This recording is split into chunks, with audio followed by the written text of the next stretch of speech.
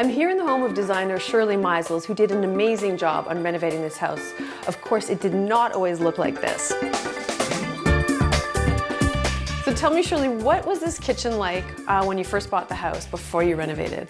Well, the layout was exactly like it is now. It looked as if it had been redone before, maybe in the 80s. They had like black inserts and it was high gloss white. So this house is from like the 70s or the late 60s? It's built in 1960. Okay, good guess, right? There were still some retro references. There was a Melody Master intercom. To talk to the front door? I guess. Cool.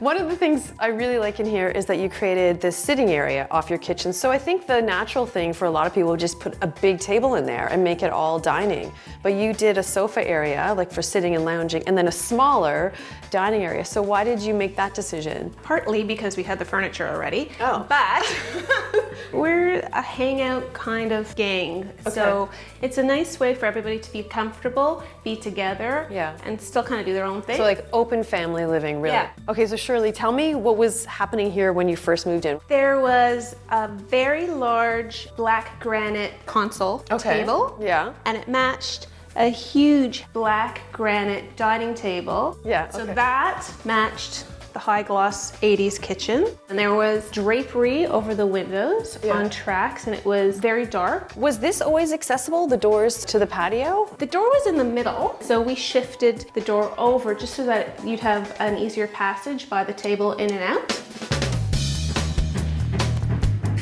So when you were renovating, was there anything that was particularly challenging about this particular area? The windows were challenging. The exterior of the house is very textured. Yeah, it's beautiful. It's like that ashlar stone, right? Yeah, and so to retrofit in the space was a bit of an engineering feat. Did you have to chip down the stones? They tried not to. In a couple of little places they did to fit the windows into the spaces. What about like getting in the marble or anything like that? Yeah, it's an old house, so there are really no straight angles. Yeah. It was a bit of a trick making it all fit together. And to make it look like straight lines. Exactly. What about the flooring? Because this was all tile. That must have been one of the biggest jobs. The house is really well built, so the tiles were really hard to get up. But we're really, really happy with the floors, and I love their durability, and they hide everything. These are awesome floors. I have the same floors in my basement. They're the best thing with a dog that has blonde hair, because you can't see it. Camouflage. Love that. Love it. So obviously this kitchen looks so much better than it did before. I love that Shirley followed the same footprint of the original kitchen. She recognized that it worked. It worked especially well with the windows, and it's a great cost-saving move if you don't have to move your sink and your stove and your refrigerator.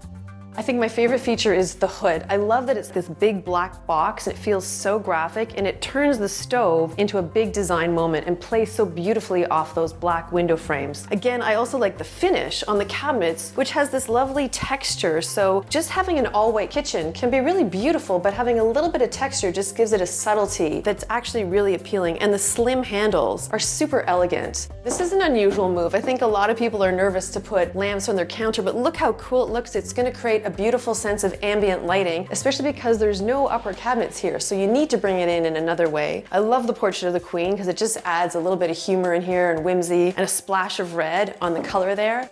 On this side, I think having the glass cupboards makes a big difference. It just makes everything so much more open feeling. She's got a beautiful collection of white dishes, which will always look good, and it also turns the refrigerator into another design moment. I like as well that she chose to put in a smaller dining area as well as a seating area. So the whole family can gather in here. There's a place for the kids on the sofa, at the table, there's a TV. It's like this cool retro feeling family room. And I love the piece over her dining table, which Shirley told me is actually new, but it feels really vintage. And what's kind of fun is that she said that it's worn out a little bit really quickly, and that's what makes it feel vintage. And the chairs are plastic, but they don't look like it. They look really elegant. I love the curve on the back. So they're super practical for kids at the dining table. And the wall of art, all the black and white theme, which ties in really nicely with the whole decor of the house. And they're character pieces like this one with the horsehair sticking out of the horse. They're really unusual pieces and a nice grouping. Overall, this kitchen is a great example of the power of an incredibly planned renovation. I love that it references its 60s heritage but feels like a really good modern update. It's perfect for family living, and I love the black and white palette. It just pops.